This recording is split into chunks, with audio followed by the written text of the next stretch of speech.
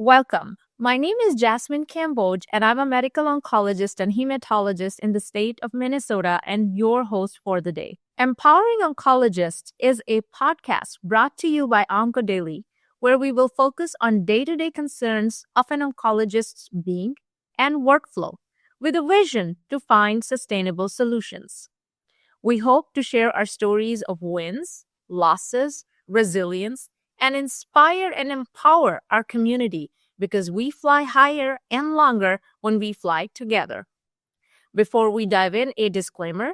The views shared on the podcast are an individual's and in no way belong to any organization, guidelines, or institution. For our session today, we have a very special guest, Dr. Yüksel Ürün from Turkey, who is a professor of medical oncology focused on GU cancers and global equity. When he is not working, Dr. Ürün has interests in photography, writing poetry, traveling. His passions include mentoring young oncologists and building bridges across countries. Dr. Ürün, welcome and thank you for being here. Oh, thank you, Jasmine. It's really my pleasure always to be with you and have a talk with you. And of course, so thankful for your very kind words. Oh, thank you. Yüksel, tell us about your current practice in Turkey. Actually, as you said, I am a medical oncologist at Ankara University. Ankara University is one of the first university of the Republic and one of the referral center at the capital city of Turkey at Ankara. I actually start at Ankara University in 2009 as a medical oncology fellow, and then back to the Ankara University again in 2015 as a faculty. And since then, I do GU medical oncology, actually, which is not something very common in Turkey. But fortunately, at my university, I have a chance to do GU oncology. And of course, I see patients almost every day a week. Also so much referral patients from all around the country. Of course, teaching and of course mentoring young oncologists. One of the best part of the thing. But of course, always patient first. And of course, equity also first. Right. So in Turkey, Yüksel, is it 4 days a week, 5 days a week, or 6 days a week is a work week? It's 5 days actually. In the governmental places, it's most of the time 5 days. Saturday and Sunday is regular. But in private practice, most of the time is 6 days, including Saturday. In some places, half day, or in some places, whole day. But it depends. Your contract and your negotiation. University and the research center at cancer institution, of course, it depends your program, your work, your duty, and all other things. You were born and trained in Turkey. Then you came to the U.S. for part of your training at Dana-Farber in Boston. And then you went back to Turkey for pursuing your dreams.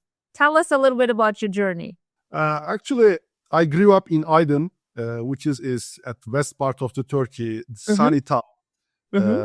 Sea coastal is very nice places. Actually, my mom and my sister still live there. It's very good place. And when I have time, I like to go there and have a time with them. In 1995, after the placing in one of the top between 1.5 million student examination, I entered and I started at Hacettepe University Medical School. Yeah. Also, this is at Ankara, one of the top medical school. And I do my internal medicine residency also at Ankara Numune Research Hospital. Actually, this is one of the turning point for me and very important actually for me. That's why I want to mention during my medical oncology residency and during my oncology rotation in internal medicine, my first inpatient patient was patient with testicular cancer.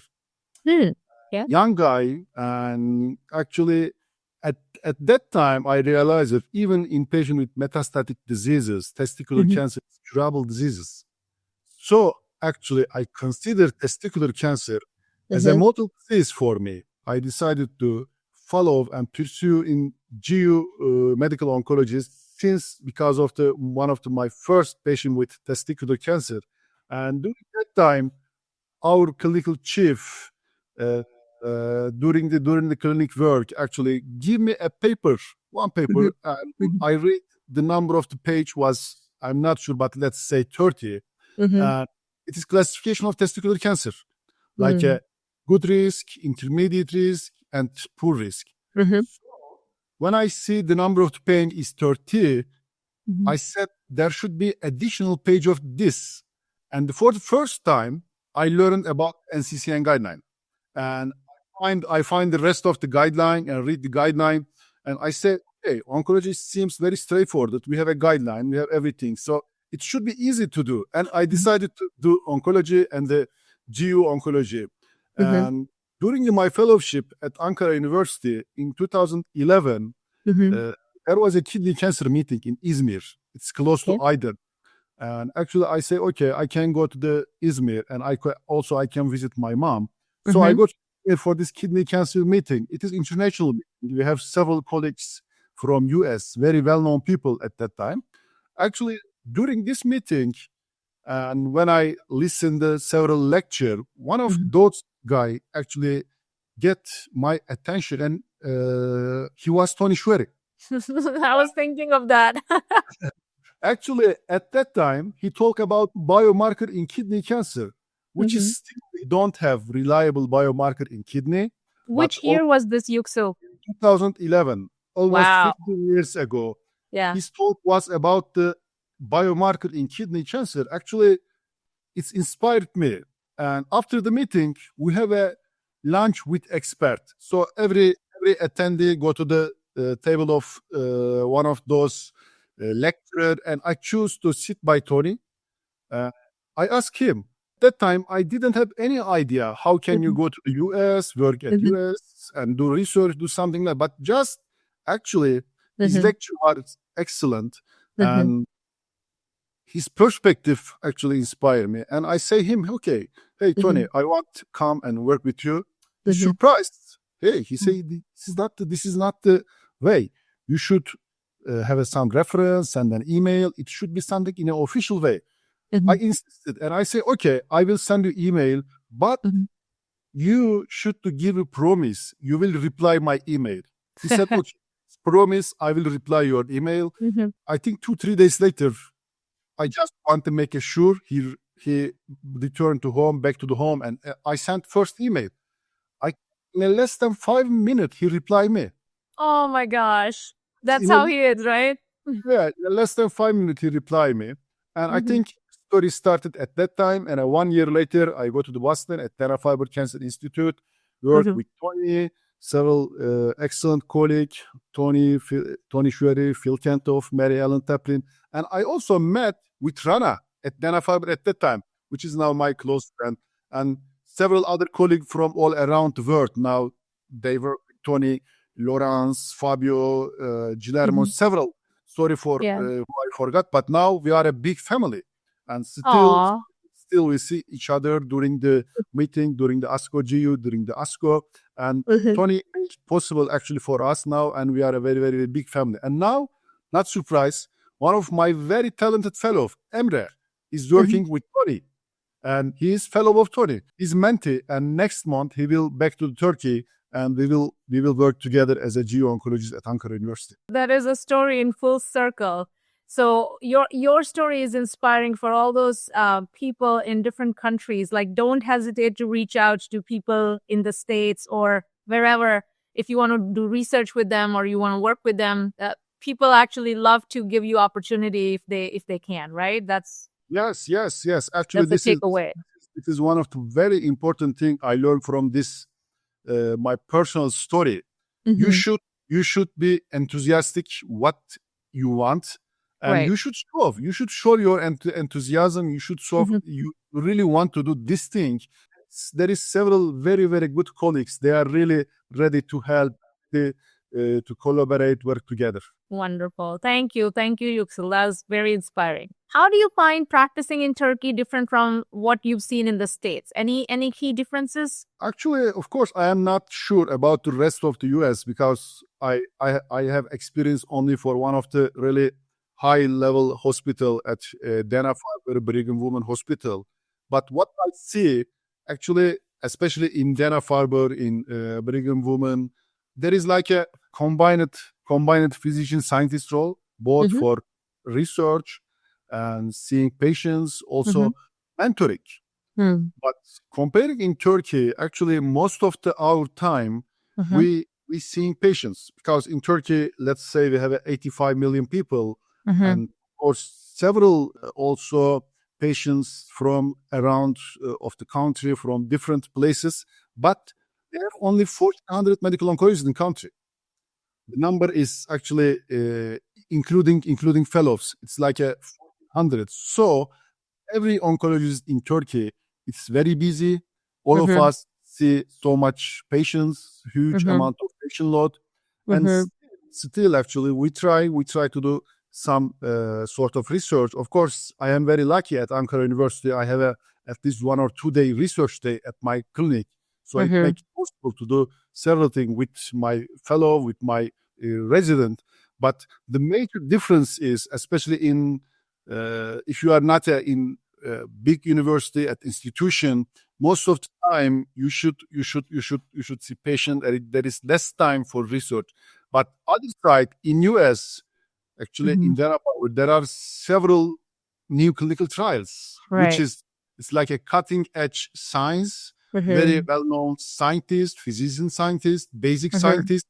So there is always several inspiring people around you, and I think the most important thing, it's not about you. Of course, your decision, your enthusiasm is very important, but the milieu you are living, the people around you, people surrounding you is very important actually. And in U.S., in Dana-Farber, there are many people around you to inspire you, and of course for the mentorship.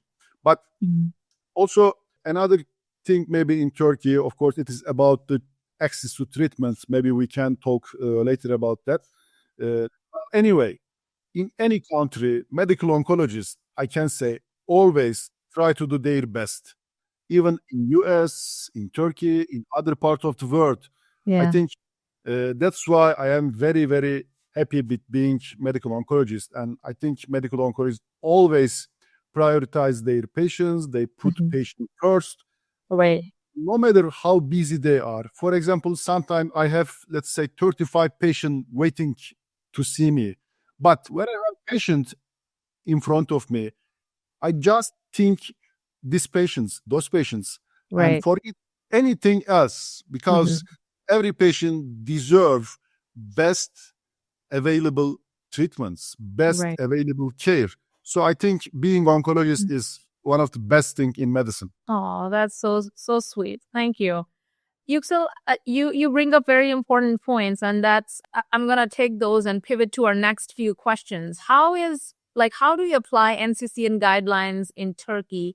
Like all those algorithms, are there any drug shortages? Are there any resource limitations that prevent you from applying those guidelines in Turkey? Actually, let's start with good one. In Turkey, more than 95% of the population is under the governmental insurance, which is very. Any patient with chronic disease, with cancer, can reach to essential treatments. Okay. And also, any kid, regardless of their family insurance or not, until age of 18, is under the insurance of the government. Okay. So, for average things, actually, every patient can reach to treatment. And of course, also this is very fast. The waiting list is very short. For example, sometimes when I see patient for the first time, if this is rapidly or aggressive diseases, I can start in 1 or 2 days. It's very fast. But the problem, for example, some of the new molecular tests, it's not widely available. And also when it's available, it's not covered by insurance. So patient have to pay out of pocket themselves. And also most of the new treatments, let's say for bladder, for example, enfortumab vedotin plus pembrolizumab, now is first line. For kidney cancer, IO plus TKI or IO plus IO, it's not reimbursed in Turkey. they are available. Mm-hmm. Also approve it, because there is one approval system and one reimbursement system. Those all treatment is approved by government, by Ministry of Health, but some of them not available yet and not reimbursed. So sometimes patients have to pay themselves or out of pocket. But recently, good news for our patients, several new immunotherapy and new drug approved for reimbursement for more than 25 indication, which is good. Good. Actually, in the average situation, not bad, because at least all patients can reach effective treatment. But some new treatments, it's taken 2-4 years to be able to reimburse it in Turkey. For kidney cancer, we have nivolumab, ipilimumab for more than 5 years. It is approved, but just month ago it's get reimbursement. Would you happen to know if they have to pay out of pocket? How expensive is one infusion for nivolumab? Actually, still is not expensive as US. Okay.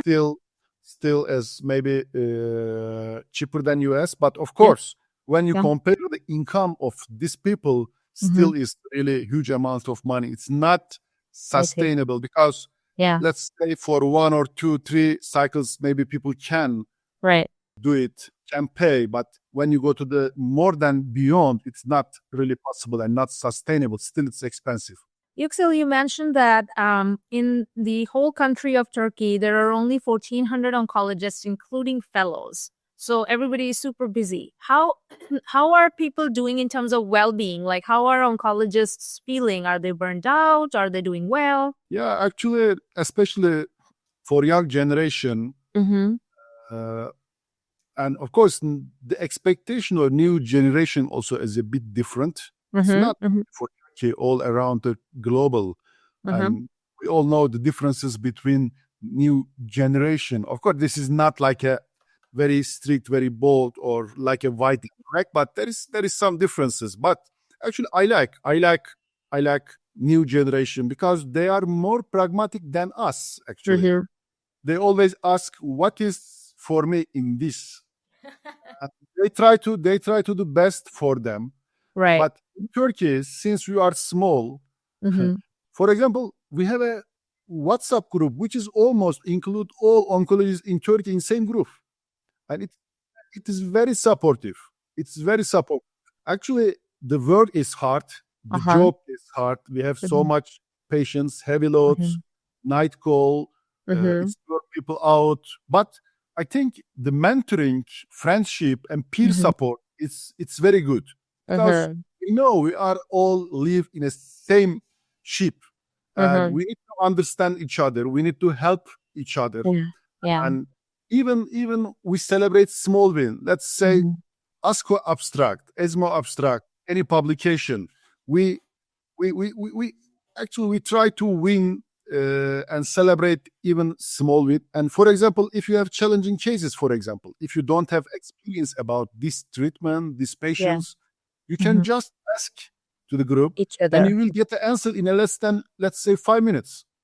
It's very supportive. Actually, I think it make easy for all of us, and we all know each other. We all know each other. For example, sometimes if you need new drug, new treatments, if not available, we can ask maybe some patients donate or some patients donate to their clinics. So we share our resources, we share our load, we share everything, and it make it actually easy and sustainable for us.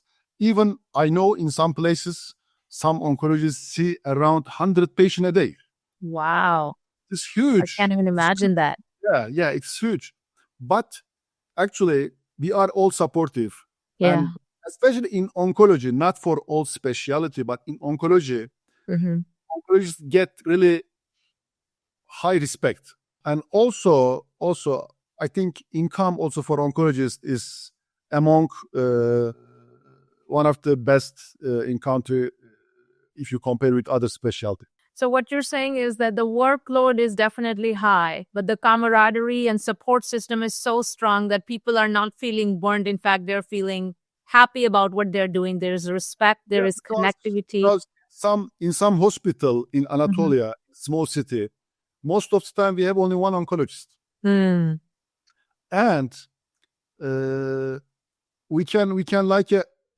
it's like an online consultation. Right. And also we have a several WhatsApp group for clinical trials. For example, whenever people need to ask about a clinical trial, they can ask. And if available clinical trial, we can refer very quickly and get in touch with us. So, the situation is hard, but people, oncologists, is most of the time very friendly and very helpful to each other. We try to make it easy for each other, So let me ask you another question. Is there a lot of EMR or bureaucracy or paperwork when it comes to trials or referring patients, or is it pretty straightforward? Actually, for daily practice, of course, there is, but it's not much like a US. For example, we have some independency, order something. It's already approved. We don't have to ask insurance. For example, I don't have to ask insurance when I order PET CT, when I order MRI, other things. I don't have to ask. I can just order as a medical oncologist. Okay. But of course, for each patient, you need documentation. Otherwise, it will not get reimbursed. But when you come to clinical trial, it is all like all other countries. It's, of course, huge amount of paperwork for clinical trial, which is we need to work on this. And actually, in a country with, let's say, 85 million, geographically, clinical trial is available in only, let's say, big center and big city. I see. So I think one of the most important things for accessibility, I think it's not only for Turkey, also for US. Other thing, now we have a telehealth, we have a telemedicine. So I think we should be able to decentralize clinical trials to be able to make accessible for much patients, for much people, because people still have to travel a lot for clinical trials, which is actually not fair, because those patients already have some hurdles, some hard times. So we need to make it more easy for our patients. Absolutely. You are so right, Yüksel. Some of the things that you mentioned, we in the US are facing the same things. We were together in the LDP class, and my group's project was around clinical trials, and it was eye-opening stats that 70% of US counties don't have access to clinical trials, so. And actually, when coming to clinical trial, besides accessibility, also the inclusion criteria, exclusion criteria is very strict. Is very strict. We should make it more representative of the real life. Pivoting to your LDP program and and your engagement with that, how did your leadership development program go, Yüksel? And what advice would you give to fellows and trainees in Turkey and other countries about that program? Actually, first of all, I should again thank ASCO for this program.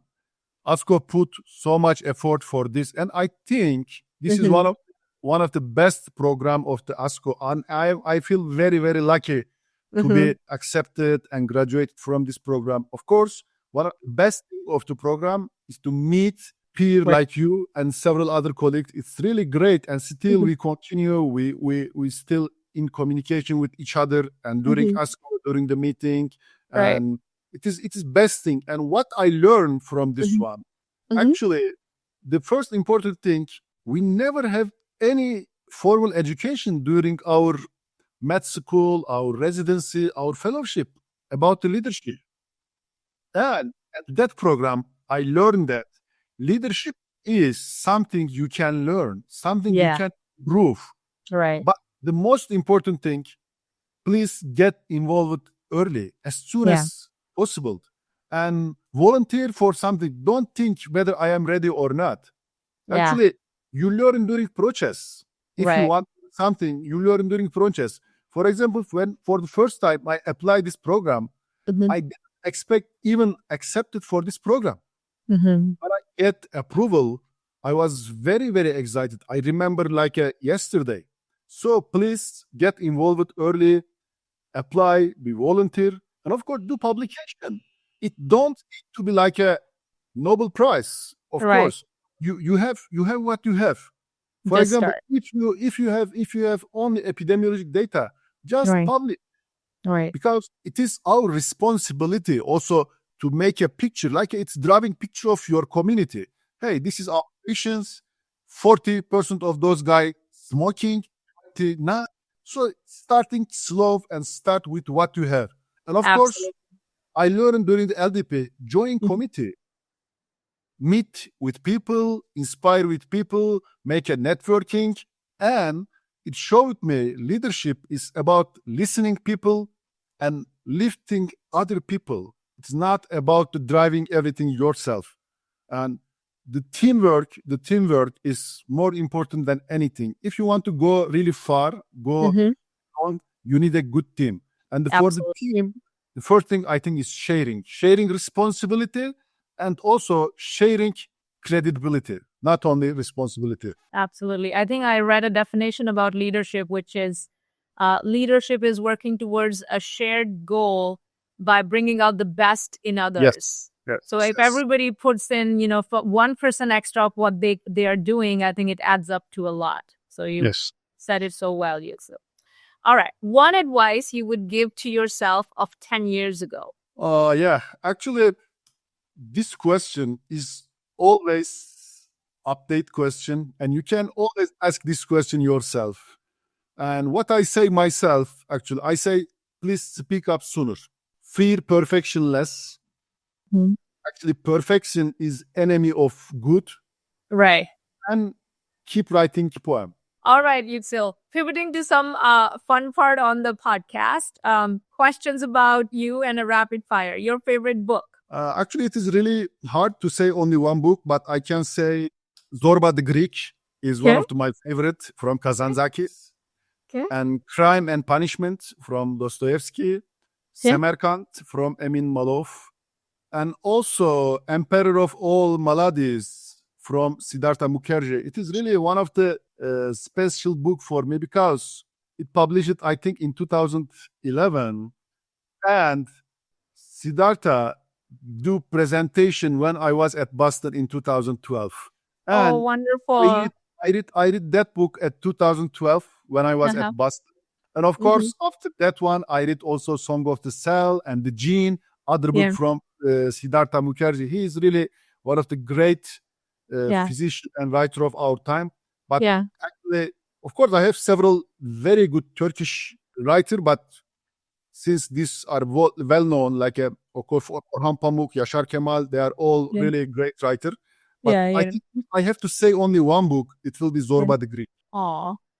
All right. Your favorite leader? I think I don't need to answer this because it is obvious, Mustafa Kemal Atatürk, because it is founder of the modern republic, make it possible for every person of this country, regardless of their root, their poverty, to be able to get opportunity in this country. Very good. Very good. Thank you. Your favorite cancer study, non-GU study? Actually, there are several. Of course, every study is very important. But one is really very special for me. And I remember even day of publication in 2001. It is in New England Medicine about STI 570Y in metastatic gastrointestinal stromal tumor. It is, I think, one of the first proof of the targeted treatment in solid tumor. Imatinib. It is brief report. It's about one patient by Heikki Joensuu, and I think the senior author was George Demetri. I think it make a gist one of the maybe model tumor for solid tumor. Yeah. Even metastatic disease like testicular cancer, with only one pill, we achieve the cure. That's why I think that study, and I still call imatinib STI 571. And of course, I did not know that name, by the way. No, actually, the story of imatinib also with CML. Oh, for sure. Yeah, it is very important. I remember Brian Drucker, his story, how he convinced people to make a trial, because at that time, company think even the trial get positive, there will be no enough amount of the patient in US to get the money they spent during the clinical trial. But I think imatinib is one of the first drug increase prevalence of some disease. Because now patient with CML is live more than 30 years. I remember one of those patients on time. So I think the story of imatinib and in New England Journal of Medicine is one of the best study for me. Of course, also one of the lymphoma study I should mention. I think it was on 1993 maybe. First RCHOP trial for rituximab in Hodgkin lymphoma, again in New England Journal of Medicine. Maybe the first author is Fisher. I'm not sure, but sorry about that. Your favorite restaurant in Ankara? There are several, but I don't like much like a big fancy restaurant. I like some hidden local Ankara spot, and there are several.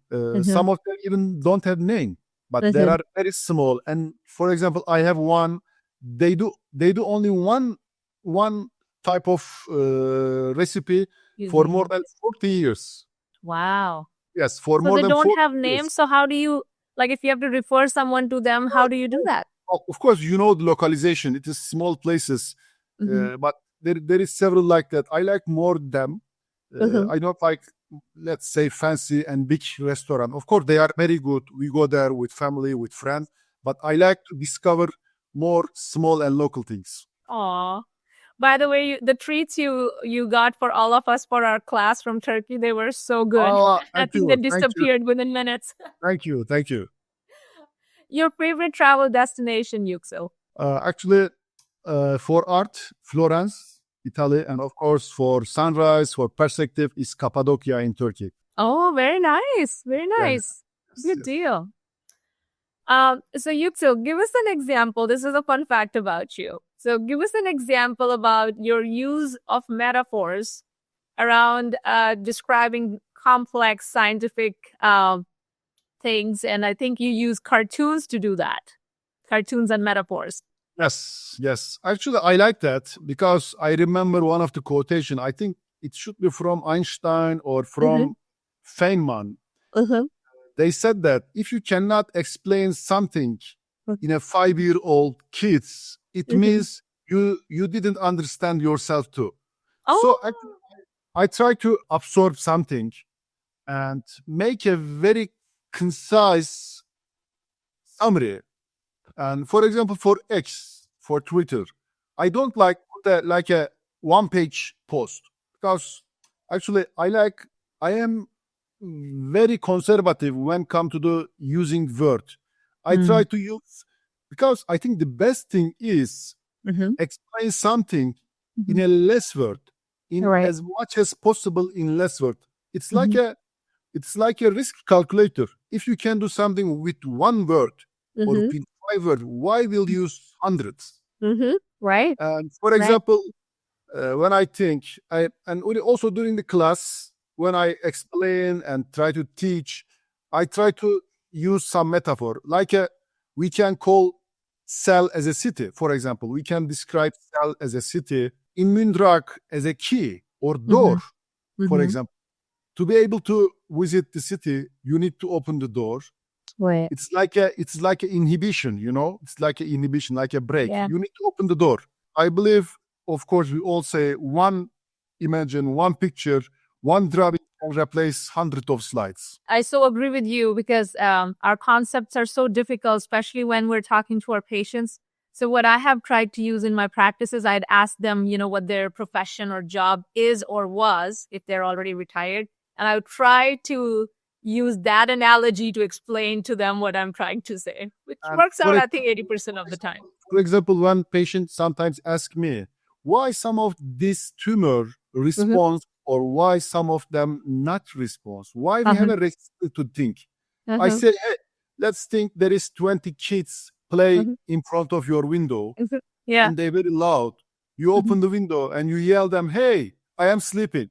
Of course, 10 of them will leave, but 10 of them will still continue to play.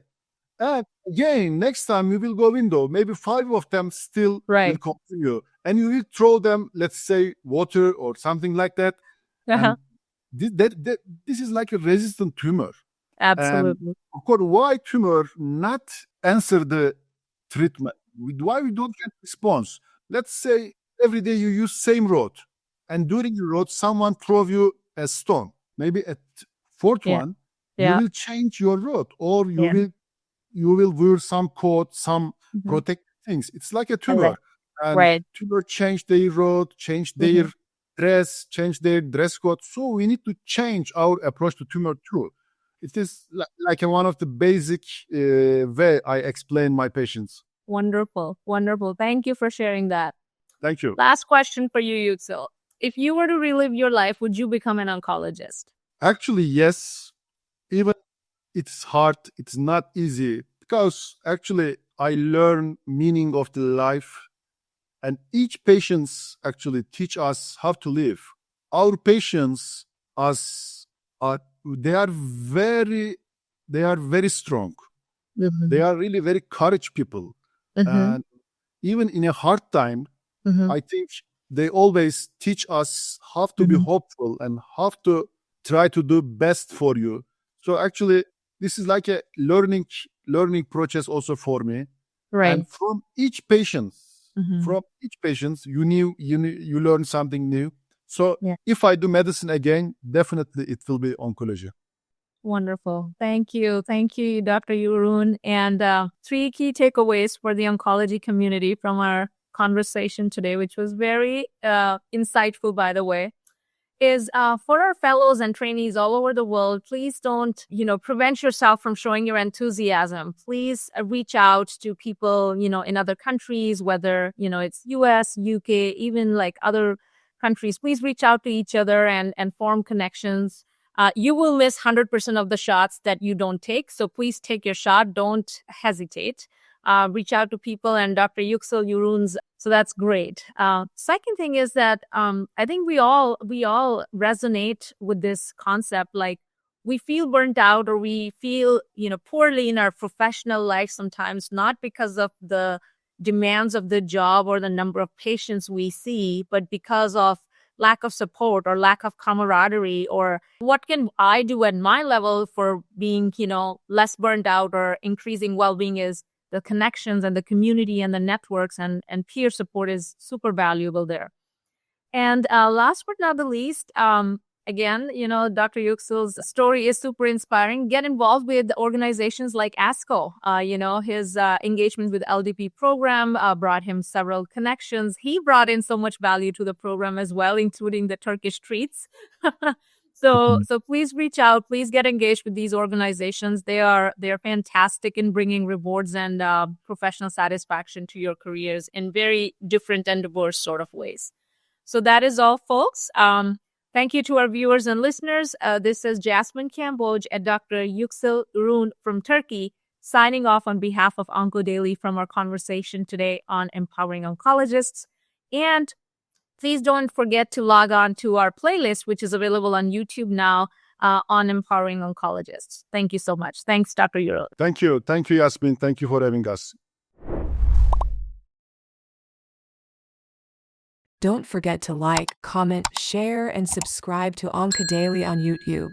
Hit the bell icon to stay updated.